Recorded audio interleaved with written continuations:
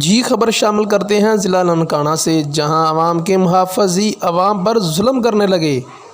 سانگلہ ہل کے تھانہ صدر کی پولیس قبضہ مافیا کی پشت پناہی کرنے لگ گئی۔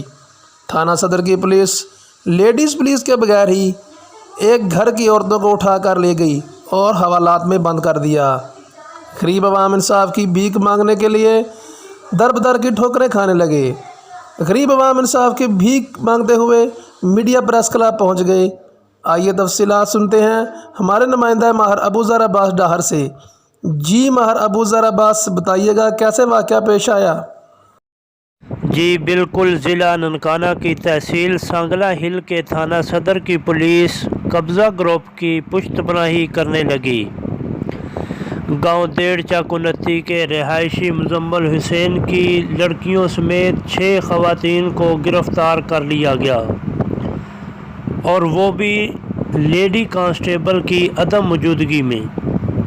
آئیے سنتے ہیں ان لڑکیوں کے بیان جن کو پولیس نے گرفتار کر کے جیل میں لے گئے۔